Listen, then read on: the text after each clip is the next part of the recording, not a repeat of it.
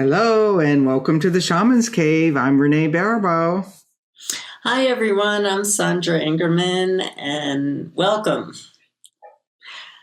So Renee and I actually had a moment where we had a synchronicity in our conversation. We were talking about two completely separate things. And then we realized that we both were realizing that we both had a wonderful topic to talk about today. And I'll just say, and I'll turn it over to Renee, that back in the 1990s, I got really, really heavily involved in what is now known as multiple dimension reality, where an example of this would be Sandra Ingerman. She's 18 years old and looking at her future. And one choice she has is going to Brooklyn College. And one choice she has is getting on an airplane and going to the Haight-Ashbury. And this is actually what I did. Right. And one choice would be marrying this amazing man who we started as friends in elementary school and just became deeper and deeper friends as we continue to grow. So here's Sandra Ingerman, and she has these three choices to make. And from a multiple dimension reality theory, and I know this is a little bit out there for some of you, Sandra made all three choices. And she's living the life that she went to Brooklyn College and graduated. She's living the life. She went to the Haight-Ashbury, and then she went to San Francisco State, and then she went to the California Institute, and then she became the shaman talking to you today. And then she also married the wonderful man that was her friend, and they had such a deep relationship, and they went off and had kids and had a very deep and meaningful life. And so in multiple reality theory, you have choices, and your mind can go crazy. What if I have 1,000 choices? I mean, do I have 1,000 lives? It's what you have energy for. It's where your energy is going. And so I keep on saying this right now in my life. I'm only making choices that I have energy for. So there might have been a few choices that you had energy for earlier on in your life and made different decisions. And so I had people journey and go into their lives and see what their friends were like, what their families were like, were they laughing, were they feeling weighed down by life, and that would help them make choices, that they could consult with their different beings and their different dimensions of the different lives, and where were they the most happiest. And I actually wrote about this in the book of ceremony. I gave a ceremony for how to deal with multiple reality theory. And in shamanism, we can also journey backwards and forwards. And so we don't even have to go into a multiple dimension. We could just journey forward to our future self and say, looking back at me right now, what do you see of where I'm going? So we have so many tools with shamanism because we're not constricted by dimensional boundaries. I love that. I was thinking there's this when I was in shaman school. When I was in shaman school.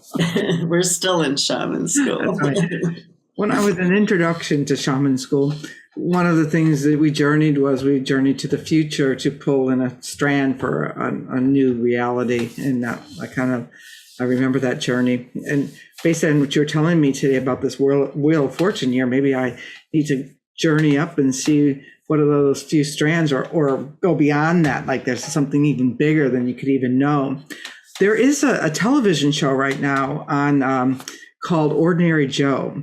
And have you seen it? It's really, I've been watching it. I've been intrigued more. So like how they were going to pull that off, to see these three different timelines of this one person, where they kind of do intersect. Do our timelines intersect if we're not paying attention? Like, what happened to those other timelines? But what brought this subject up for me was that I'm working on a new book, and I've had this structure in my mind about how we've moved through civilization from the hunters and gatherers to where we settled down on our farms to where we became industrialized, in terms of making choices as a civilization. And there's a new book coming out in November, which I can't remember the name of, but where the author actually questions each and every one of those pivotal time points where society chose those. And in the reality that I'm working from, we're at another one of those pivotal time points, and as we end the one epoch and before we can move into another one, that we get to make choices. And Sandra and I were also talking about the COVID as a energetic experience of this pivot. Those are my words, but that we, did we really go back, and if we go backwards or forward, what are the choices that we make in each and every pivot that gets us here today? Mm-hmm. Yeah, absolutely. I just skimmed an article this morning that it's looking like the damage to the Amazon is now irreversible. And that was a big choice by human. That was a big, big choice, because that's going to cause an incredible pivot. Think about the difference if the Amazon wasn't destroyed by human beings. The difference in what we would all get if we're looking at human beings tend to be selfish. It's what's in it for me. If we would have protected that which is providing this Earth School and everything that we're experiencing on Earth, the beauty and the fun and the joy that we go from on Earth, we don't realize that all the other living beings are contributing so that we can play the way that humans are playing on the Earth. And, in the groups that I teach, I take people back to civilizations that were right where we are right now. And we ask them what caused their destruction. And the same answer always comes up: ego and greed. Yeah, and here we are clinging to the last vestiges of these Amazonian vines, trying to pull ourselves up and be something. And for me, it goes back to what I keep teaching in the wind work and the wind clan, is that you have to start building your local tribe. You have to. There's not we have our big international followings and our big international fans, but really, what am I doing? Who do I go to dinner with on a more communal basis? Who am I talking to? What difference am I making? And so I think that that's really important as we stand here, knowing that we're at a pivotal point, and yet you bring this up a lot, that we're just like little nothings on the top of the pinhead.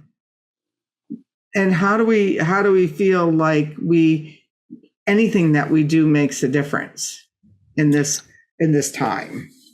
Yeah, it's also it's making a difference, and I'll talk about it from the other side, of a more selfish side.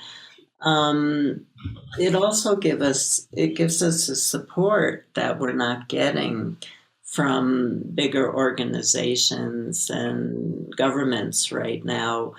We all are just hanging in the threads, on our own right now, and those people who, are doing the Zoom meetings with some friends, or getting together in community and doing little ceremonies together and talking together, doing some craft together, building something together, then you don't feel so alone. You don't feel like you're just hanging out there on a little spider web by yourself, waiting for the next thing to come and grab you. We've actually talked about community a lot, and I can say that my community has been the amazing people I've met in 40 years of traveling around the world. I mean, I can say that I have gotten a gift of meeting the most extraordinary people who became friends and more than family to me. But now, in the time of the COVID, they're all out there. Mm-hmm. You want your local community. It's wonderful to have the global community, but there's something different about having it more personal and right there for you. So one of the things that I did notice when we had that gathering a few weeks ago in Maine was that my assistants, they'd only been on the internet, but when we met, there was like not a gap. There was not like feeling like, oh, what are you going to be like? Like, it was like we knew each other. And I think that when we're looking at going to our future selves and this idea of this community that we have in this future way of connecting with people, I think that there is a lot more. We've advanced. I believe we've advanced energetically enough so that there was not a feeling of, okay, I've got to figure out if this person's gonna, be okay in the car with me for a few hours or what, because I think for me, our senses have grown so that our future selves are going to be able to have more telepathy and more instant recognition and more understanding of what's similar, as well as what's not similar. What do you think about that? I think what you're saying is absolutely correct. I think it's brilliant. Because we're evolving now. There's a lot of us that's getting a lot more sensitive, and there's a lot of people who are getting more dense. But I'm definitely seeing that I'm not getting the information. I'm not getting the how yet. Mm-hmm. But I can see that the next step of where we need to move to is how we make our bodies less dense, how the human being makes our bodies less dense to deal with some of what's coming at us, because it's the density, that ends up taking us down a bit. And so our future selves are already there. They had to get there, they had to get there in order to survive. And as I've shared on past shows, what the Earth has shared with me is that her evolution is moving to a less dense, more transparent, more light-filled planet. So those who survive will naturally be moving in that direction too. But is there something we can be doing now that can help us to drop some of that density as people have in the future? Well, I guess we'll have to find out. Do you have an exercise for that? I figure that we can all ask. So most of you journey, and well, I shouldn't say most of you journey. People pop in and out of our show all the time, and who are these two women? And so if you journey, feel free to use a helping spirit, but you don't need a helping spirit for this journey. And those of you who don't journey, like I said, you don't need a helping spirit. The power of shamanic journeying is intention. That's the power of shamanic journeying. And so I'm going to drum for you just for a few minutes, and you're going to hold the intention that you want to meet your future self who has survived the challenges that we're in right now and is a more spiritually evolved person, more attuned telepathically, walks with more grace and ease through the world. You know the archetype that I'm talking about. Pick your favorite future archetype of what you would like to be, that you can hear words in the unseen, that you get messages easier, that you get omens easier. So the intention is asking your future self what action, what practices you can put into action now that will start to prepare you for being a more evolved person and a more transcendent being. So we're asking our future self for advice on our lives right now. Okay, here we go. It's all about intention. Just hold that intention. I'm asking my future self for advice on actions and practices I should put into effect right now.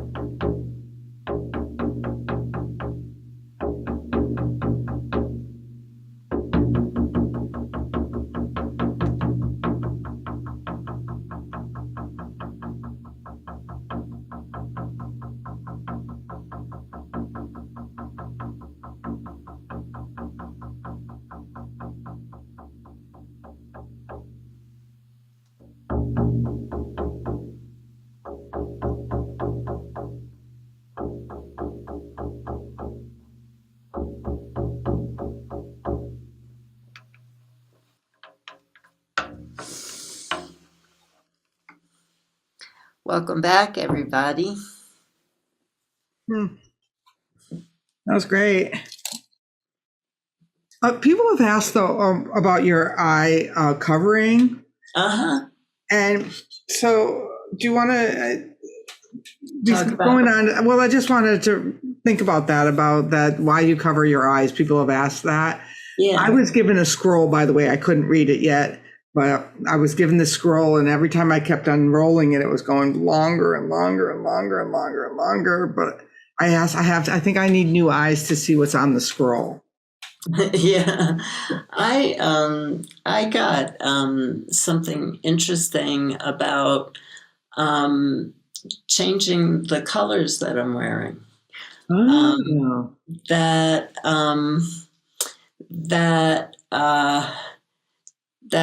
to really play with the different frequencies of colors and how the different frequencies make me feel.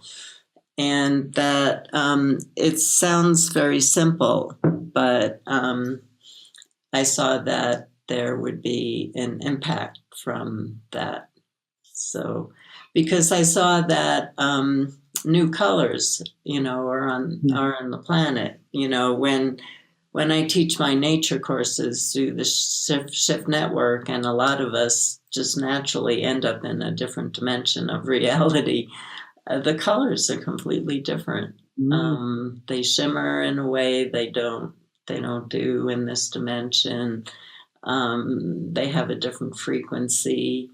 And so I think that we can start playing with color to shift the frequency. That's interesting. For a while, I've been working with, and I haven't taught it or shared it. I keep suggesting that I'm going to teach it and share it about different colored winds for healing. That I've seen, that I brought in for my own personal healing is like a green wind. And now that you mentioned shimmering and stuff, I noticed that they do have a whole different quality than the colors of, because they're way more transparent.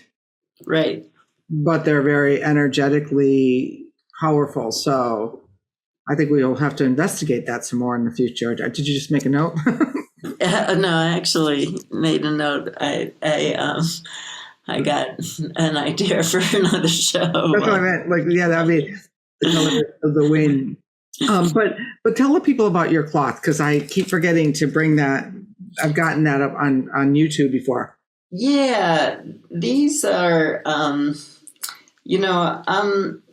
am an artistic person, but I do everything like a 3-year-old. So my whole house is filled with paintings, but when I brought them to get put in frames, I was always asked, did my 5-year-old do it? So I do everything very simple. So in shamanic cultures, what you'll see all through Asia, Siberia, and all the Asian countries, is they have these eye curtains, but they're really elaborate. Big fur, a lot of fur, and beads. And in Asia, they use a lot of bronze mirrors to reflect negative energies, so that when you see shaman costumes with little mirrors kind of going down their eye curtains and their costumes, it's deflecting back the evil forces. In South America, they use eye curtains too, but with lots of beads, more really beaded, where in Asia you see more of the fur. And so what the eye curtain allows you to do, it's important to understand that in shamanism, shamans actually don't sit and journey, and they don't lie down and journey. They get ecstatic, they dance, and they sing. And so you can only imagine shamans see in the dark. So typically you want something over your eyes to block out the light. So you put a bandana over your eyes. The next thing you know, you danced right into the fire and fell into it. So shamans are always brilliant in what they do. And so instead of closing their eyes completely, they have this curtain where the strands go over their eyes. I can see the screen. I can see Renee. I can see me. But I still can't see well enough so that I can also be in the unseen realms. And so I can dance with my drum. And so how I use the eye curtain for online is when I drum, people tend to stare into my eyes. And that's very disrespectful in shamanism, and it's not understood by people. So I cover my eyes out of respect for myself and my own spirits. And also, a lot of the times today, I just told you a journey to do, but there are a lot of times where I guide you in a ceremony or a journey, and I'm actually journeying with you. So I have my eye curtain on, my eyes are closed, and I'm drumming. And I'm in non-ordinary reality, just telling you where I am and telling you to follow me, you know. So you can make them. And actually, I'll send to Renee. I made pictures of, you can actually make a really, really simple eye curtain. Just a sec. Oh, good. We can add that for instructions in of our email. So if you're not on our email, go over to shamanstv.com and sign up, and you'll get Sandra's instructions on how to make your own eye curtain, I believe. Is that? Yeah. I love that. This is just a bandana. But I love that one. It works great. So I did a whole photo step by step. Yeah, that'd be great. How to do it. So we'll share that on the website. Yes, I'll send that to Renee. Yay. I've been meaning to ask you that because a lot of people keep asking that. Like they'll say, what's the eye curtain? Why does she cover her eyes? And they're like, well, we'll have to find out one time. Yeah. Well, we just love to be here with you and share our conversation that has a little bit of form and a lot of formlessness, because the future is really being formed by the conversation. And so follow us on Shamans TV. And I do answer all of the comments on the YouTube channel, The Shaman's Cave. And also, if you are on Facebook, it's now a podcast on Facebook. So they're taking the RSS feed from Buzzsprout. And what's great with our new Buzzsprout is that, we're getting several thousand people a week downloading the podcast and listening to this conversation. We remind you, we're not here. You just got a teaching, and you might grab teachings. It's kind of like in the Lakota, you sit in the lodge for 10 years and you get the teachings. It's that kind of thing. But we both teach classes and we have events coming up. So join our newsletter at shamanstv.com, sign up for it. And every week we drop a new newsletter. Every time we drop a new show, you get a newsletter, and it's only about the Shaman's Cave and our stuff. Yeah, and I do answer the Shaman's Cave emails, and I really appreciate the love that's being shared. And I know some of you have sent in some really deep topics, and I just want to let you know that we will get to them. But right now is a time that I think Renee might agree with me. I feel like tools to support, just to feel a little bit more support, so we don't feel like we're just dangling on a little string out there getting ready to free fall into nowhere. So, right. So we're here for you, everybody, and we'll continue to be. So stay safe and bless you. Mhm.